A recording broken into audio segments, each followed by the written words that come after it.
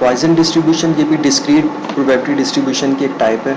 इसमें क्या होता है कि इसमें आपके पास कोई भी एक्सपेरिमेंट होता है वो अगर एक इंटरवल ऑफ टाइम के बाद रिपीट हो रहा है या उसमें एवरेज वैल्यू गिवन है उसमें, या फिर रेट जो है उसमें गिवन है, तो उसमें जो है फिर आप पॉइजन डिस्ट्रीब्यूशन अप्लाई कर सकते हैं। किसी भी इवेंट में अगर आपको ये पता है कि इसका एवरेज वैल्यू क्या है या रेट क्या है विद रेस्पेक्ट टू टाइम जो होता है वो अगर आपको पता है तो आप फिर उस पर पॉइजन डिस्ट्रीब्यूशन अप्लाई कर सकते हैं।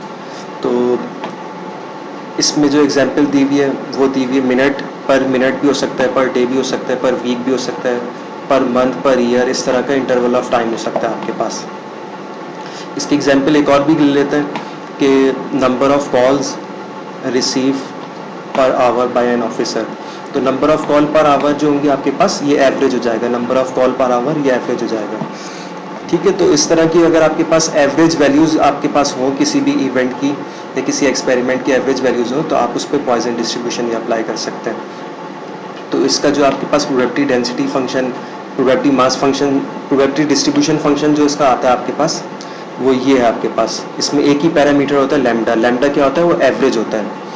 तो अगर आपको किसी जो है इवेंट का एवरेज पता है विथ रेस्पेक्ट टू टाइम, अगर आपको एवरेज पता है तो आप क्या कर सकते हैं उस पर ये पॉइजन डिस्ट्रीब्यूशन अप्लाई कर सकते हैं। तो इसमें एक ही पैरामीटर लैम्डा और इसका मीन और वेरिएंस अगर आपने फाइंड आउट करना है तो मीन भी इसका लैम्डा होता है और वेरिएंस भी इसका वही होता है लैम्डा।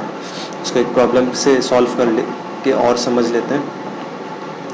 अच्छा, during a laboratory experiment the average number of radio active particle passing through a counter in 1 millisecond is 4।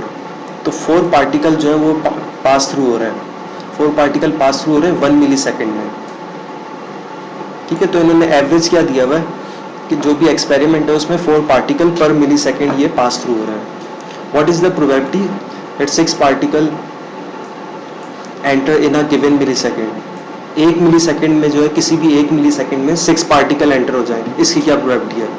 तो देखिए इन्होंने 1 मिलीसेकंड का ये इन्होंने रेट दिया हुआ है, एवरेज दिया हुआ है 1 मिलीसेकंड का, और क्वेश्चन में भी वही 1 मिलीसेकंड का ही पूछ रहे हैं। तो ये दोनों आपके पास जो होने चाहिए ना ये सेम होने चाहिए। ऐसा ना हो कि यहाँ 2 मिलीसेकंड में 4 पार्टिकल एंटर हो रहे हैं और यहाँ पे आपसे 1 मिलीसेकंड का पूछ रहे हैं। तो इन दोनों को आपने सेम करना होता है, पर मिलीसेकंड में लेके आना है इसको भी, और ये भी पर मिलीसेकंड का ही पूछना चाहिए इनको। ये अगर 2 मिलीसेकंड तक कह रहे हैं तो इसको भी आप 2 मिलीसेकंड में फिर ये 8 जो है पास थ्रू होना शुरू हो जाएंगे। इस तरह जो है आपने इसको सेम इसका रेट करना है, उसके बाद सॉल्व करना है आपने इसको। तो एवरेज 4 है, 4 का एवरेज का मतलब क्या होता है कि 4 के बजाय 3 भी जा सकते हैं, 2 भी जा सकते हैं, 1 भी जा सकते हैं। तो एवरेज वैल्यू तो सेंटर की वैल्यू होती है ना, तो 4 के बजाय 5 भी जा सकते हैं, 6 भी जा सकते हैं पार्टिकल्स। तो 6 पार्टिकल जाने की क्या प्रोबेबिलिटी है? तो इस पर क्या करेंगे हम? पॉइजन डिस्ट्रीब्यूशन अप्लाई करेंगे। तो 6 पार्टिकल की प्रोबेबिलिटी आपके पास किस तरह से होगी? 6 इसमें पुट कर देगा इसके प्रोबेबिलिटी डिस्ट्रीब्यूशन फंक्शन में, आपके पास आंसर आ जाएगा 10% चांस है कि 6 पार्टिकल जो है वो पास थ्रू होंगे किसी 1 मिलीसेकंड में। एक और एग्जांपल से इसको समझ लेते हैं। 10 is the average number of oil tanker arriving each day at a certain port. 10 tanker per day जो है ये आपके पास एवरेज हो गया। कोई पोर्ट है वहाँ पर 10 टैंकर पर डे है। अब ये ज़्यादा से ज़्यादा एटमोस्ट 15 टैंकर पर डे ये फैसिलिटेट कर सकता है। वो जो पोर्ट है 15 टैंकर से ज़्यादा नहीं कर सकता, 15 टैंकर तक ही कर सकता है, उससे ज़्यादा नहीं कर सकता।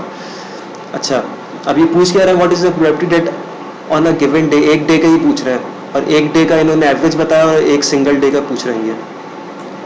Tanker have to be turn away. Turn away कौन कौन से हो सकते हैं? 15 टैंकर तक तो ये आपके पास 15 टैंकर तक तो हो जाएंगे हैंडल। उसके बाद 16 वाला टर्न अवे होगा, 17 वाला टर्न अवे होगा, और अगर 18 आ गया वो भी टर्न अवे होगा। प्रोबेबिलिटी तो है ना इसकी आने की। 19 आ गया तो वो भी टर्न अवे होगा, इसी तरह 20 आ गया तो वो भी टर्न अवे होगा। तो हमने असल में फाइंड आउट क्या करना है? Probability x greater than 15 find out करना है। 15 के बाद वाले जितने भी आएंगे वो टर्न अवे हो जाएंगे, ये फाइंड आउट करना है। तो ग्रेटर देन 15 फाइंड आउट करना है। ग्रेटर देन 15 कहाँ तक जाएंगे हम लोग? 19, 20, 21, 100 तक जाएंगे। तो उसको फिर सॉल्व करना फिर और मसला है कि 100 वैल्यूज़ को हम प्लस कराएं, और फिर ज़रूरी नहीं 100 और 100 से ज़्यादा भी हो सकते हैं। अपर बाउंड तो इसका ओपन है ना। तो हम क्या करते हैं, इस प्रॉब्लम को 1 माइनस करके, प्रोबेबिलिटी की जो है प्रॉपर्टी अप्लाई करके 1 माइनस करके लेस देन में चेंज कर लेते हैं। तो आपके पास अगर यहाँ पर ग्रेटर देन लिखा हुआ है तो आप इसको लेस देन इक्वल्स टू में चेंज करेंगे 1 माइनस करके, डिस्क्रीट में ये खास तौर पे। अगर यहाँ पे ग्रेटर देन लिखा हुआ है तो आप इसको 1 माइनस करके लेस देन इक्वल्स टू में करेंगे। अगर यहाँ ग्रेटर देन इक्वल्स टू है तो यहाँ पे सिर्फ लेस देन आएगा आपके पास। ठीक है, इस तरह से आपने चेंज कर लिया। अब ये आसान हो गया आपके पास। कैसे आसान हो गया? 15 से लेस देन आप कहाँ तक जा सकते हैं? 0 से 15 तक जा सकते हैं ना, तो ये 0 से 15 तक तो काउंटेबल है, 15 से ग्रेटर तो काउंटेबल नहीं थे ना, तो ये 0 से 15 तक आपने फाइंड आउट करना है। तो इसको सबमिशन के थ्रू करेंगे। 0 से 15 फाइंड आउट करना भी मसला एक बहुत, कि आप 15 वैल्यूज़ को 15 दफ़ा फार्मूले में पुट करें और फिर फाइंड आउट करें, तो आप क्या करें, एक ही दफ़ा ये फार्मूला बना लें कि लैम्डा तो आपके पास फिक्स है, वो 10 आ जाएगा। एवरेज जो आपके पास फिक्स है 10 आ जाएगा। एक्स जो हर दफ़ा चेंज हो जाएगा, पहले 0 पुट कर देंगे एक्स, फिर 1 पुट करेंगे, प्लस फिर 2 पुट करेंगे, इस तरह करके ये हमने फार्मूला बना दिया और फिर इसको कैलकुलेटर में पुट करेंगे तो हमारे पास आंसर आ जाएगा। तो प्रोबेबिलिटी बहुत कम है, 5% चांस है, अप्रॉक्सीमेट 5% चांस है कि 16 से ज़्यादा टैंकर आ सकते हैं, 15 से ज़्यादा आ सकते हैं टैंकर। अच्छा, एक और क्वेश्चन कर लेते हैं ये। अ सेक्रेटरी मेक्स 2 एरर पर पेज ऑन एवरेज। तो एवरेज 2 एरर पर पेज ये इन्होंने दिया हुआ है, एक पेज पे 2 एरर वो एवरेज उसका है, एरर करने का चांस है। अच्छा, अब क्वेश्चन में ये क्या पूछ रहे हैं, what is the probability date on next page, किसी भी नेक्स्ट पेज पर यानी किसी एक सिंगल पेज पर ही और शी विल मेक 4 और मोर एरर, 4 या 4 से ज़्यादा एरर अगर वो बना दे, उसकी क्या प्रोबेबिलिटी है 4 या 4 से ज़्यादा एरर करे। तो इसमें क्या है, 4 भी इंक्लूड है, 4 से ग्रेटर देन वाले भी इंक्लूड है। अब ये 4 के बजाय 5 भी कर सकती है, 6 भी, 7 भी कर सकता है, 10 भी कर सकता है एरर। तो ये एरर जो है वो अपर बाउंड तो इसका नहीं पता हमें क्या करता है, तो हम क्या करेंगे, इसको 1 माइनस करके लेस देन में चेंज करेंगे। इसको 1 माइनस करके लेस देन में चेंज किया। अब यहाँ पे आपके पास ग्रेटर देन इक्वल्स टू था, तो यहाँ पर आपके पास लेस देन आएगा, सिर्फ इक्वल्स टू नहीं आएगा यहाँ पर आपके पास। इसको हम पुट कर देंगे फॉर्मूले में।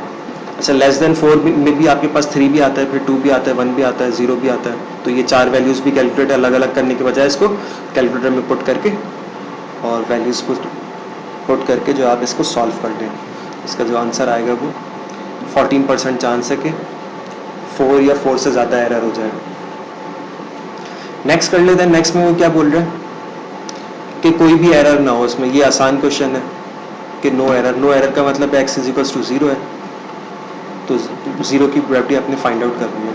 तो इसको तो डायरेक्ट ना कैलकुलेटर में पुट करना है, बस ये डायरेक्ट आप वैल्यूज़, सॉरी समीशन नहीं लगाना है इस पर, बस आप डायरेक्ट वैल्यूज़ कैलकुलेटर में पुट करें और एक्सपोनेंशियल -2 ये आंसर आ जाएगा आपके पास। और 13% चांस है कि वो 0 एरर करेगी।